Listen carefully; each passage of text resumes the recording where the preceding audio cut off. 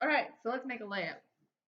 So if let's say you're happy with your symbology, and this is exactly what you want to do, now you'll notice that I've flipped from the other one I was working on to this one. So we can see that we've got bright spots over here, we've got dark spots over here, we've got some sort of layering going on. So if let's say we're happy, we want to share this with for a presentation, let's say, right? The thing we're going to want to do is we're going to want to go create a layout.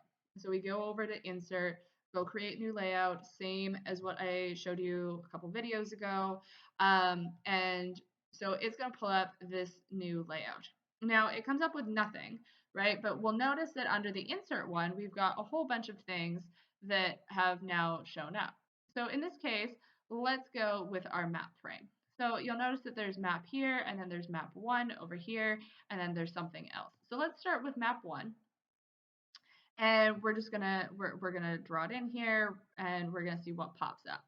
So okay, it shows up, it's not too bad. But let's say you're kind of picky and you want to make sure that you have everything exactly where you want it to be, right? So let's say you want it by one inch away from all of the different margins. You can right click on these grid lines or these guides, and you can hit add guide, and this is going to give you these little guides that are going to show you where you're going to want to put your map. So there we go. So I've added these guides, and now what I can do is I can move these. Now you'll notice that as I get close to a line, it's going to snap to the line. Super useful if you want to make sure that they are getting to that 1 inch. So this is going to pull it to the 1 inch. Now, let's say you're like, oh, but I don't want all this black space around it. I don't really like that. Okay, so what we're going to do is we're going to go over and we're going to go to this map frame. Actually, we're not going to go to map frame. I lied. We're going to go to layout. And under layout, you'll notice that you have some different things. You can change the orientation, you can navigate, you can paste, you can cut, you can copy. You've got where you can have your rulers or your guides, all that stuff. But the thing in this case that we want is we're going to want to go to activate because we want to start messing around in the actual layout. So we're going to go to activate, and now you'll notice that you should end up with all of your different map operations here, right? So I can add data, I can change my base map, I can do all of that stuff. And so that means I can also change the zoom the same way as we did before. So I can right click on it and zoom in. I can also move it, right? So maybe I want to move it over this way a little bit so that I can put my legend in this black area over here, okay? So I've moved it. I am more or less happy with where I've got it. I go back to this layout button at the top and I go close activation. And now I'm back where I am. Okay. So this is where you're going to do that. Now it's linked to your map. So in this layout, it's linked to your map. If I start messing around in here, it's also going to mess around in the map. So if I start deleting stuff, it's going to change in the map as well. So just don't worry about it. If you want to change your symbology though, you can do it, but it is easier to do it in the actual map. So let's say I decided I didn't want this with white lines. I wanted the provinces to have black lines, black outlines, right? I'll do that in here. I go back to my layout and boom, it's already done, right? So I can change the things in the actual map, and it's going to automatically connect, for better or worse, into what the layout is. Now I did actually like it with white lines, so I'm going to flip it back to the white lines. Okay, so here we go. So now we've got that. Now let's say I want this legend, right? So I want a legend so that we know what this bivariate color map is, what's going on with that. So I drag and drop it, we see what comes up. All right, so we see in this case that I've got this covariation of Flickr and Twitter, photo use days, tweets, low, high, provinces, boom, this is what I got. But we'll notice though that it's black and I'm on a black border. This kind of sucks. And so if that's the case, I am going to want, now if I want to have anything else on here, I can definitely do that. I can check what I want on and off in this layer if it happens to be showing up. So I can just move that stuff around if I want to. Okay, so but in this case, I'm fine with this covariation of Flickr and Twitter, and I'm fine with the provinces. But if I want to change the covariation of Twitter and Flickr. That's this layer here. So let's say I don't want it to be called that. I'm going to have to change that name in my actual map layer. So that's, and then once I change it in my map layer, that's where it's going to change. That's how it's going to change in there as well. So let's say I just double clicked on it, pulled up the name. So let's say I want, this is the visitors um, to Costa Rica based on Flickr and Twitter.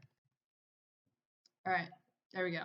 So once I flip it out in here, you'll notice you get this big red button over here. That means it is too long to see. But if I put this out, now you'll see visitors to Costa Rica based on Flickr and Twitter.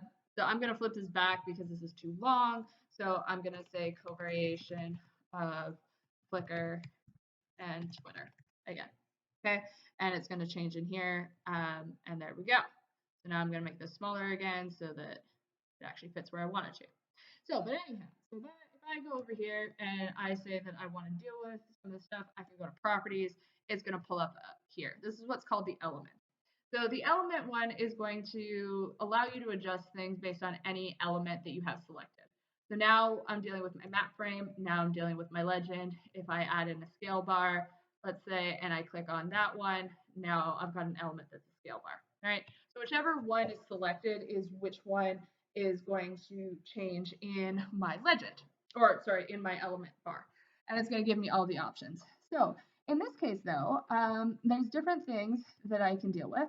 But if I go to text symbol, for example, my main issue with this is that it's black and I can't see the black.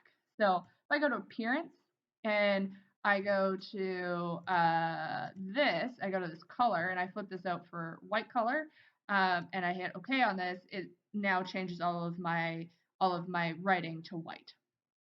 Now, let's say I want, to have some, let's say I want to underline all of it. I can do that. And now it's going to start underlining stuff. I don't want to underline it though. If I want to give it a little halo, right? If I want it to have like a little, nice little angelic halo kicking around, I can add that. It's going to make it pop out. This is really hard to look at though. I'm not going to lie. So maybe I don't want that. Maybe I just want a little one. Maybe I just want like a little bit of angelic going on there, right? So just makes it pop out a little bit more, makes it a little fuzzier, does not worry about that. Now I can also start adjusting things like position if I want. I can start making it align with the back ends of this. So you'll see the photo use days and the tweets are aligned in that case now. I can change the alignment top and tail. So is it aligned high or low? Those sorts of things. So I can start changing the alignment in that case as well. And then that's the main things that you'll probably want to adjust in here anyways. The other thing you can potentially adjust is what type of writing it is. Now, keep in mind when you're doing maps that you do want to have it kind of professional. Typically, it'll depend on what kind of map you're doing. So if you're doing like an elven map for someone, then maybe you want a different one. But for the most part, you're doing professional maps. So professional maps, there's different types of professional style writing. So Cambria, the Tahoma was fine. Cambria not in italic. So we're clear. I don't want italic in this case. Cambria is not a bad one. Your Georgia is fine. Your Arial is fine. Your Times New Roman is fine. Just the normal sort of thing. Make sure it's readable, right?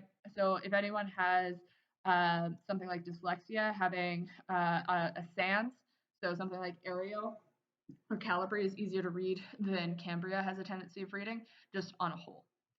All right, so if I go back to the legend though, let's say I want to actually take a look at how just my labels. I don't want to worry about this header. I just want to deal with the labels, right? Or I want to have it so that there has no labels, right? So this labels sign here, this is going to tell me whether or not I can keep certain things or not, right? So in this case, I can get rid of my layer names or I can add my layer names. Now I can do that individually as well, right? So I can change that I can change which layer names show up and when and all that stuff, um, based on the specific based on the specific items that are in there. But I don't necessarily always want to or have to. So in this particular case, I'm gonna just go back to how I was originally, which is it has this layer name, it has all of the labels. So if then I want to go down and I want to make the labels a little bit bigger, they're pretty small right now. So the size right now is 10, it's hard to reach. So let's say I want to increase them to 14. I hit OK on that. Now these are much bigger. But you'll see that this high-low is causing a bit of a problem. It's a little too big. Maybe I just want to put this back down to 12 and they'll have a little bit more space there. And we'll call that one a day in this case. So that's how you can do some stuff in there. This applies for all of the different things though, right? So the scale bar has this as well. I can change what my map units are. My north arrow has this. This elements bar has for every single thing that you can possibly want. But once you have this, once you are done messing around with the label and the grids and all of that stuff, you can then export and share this layout, and we're going to talk about that in the next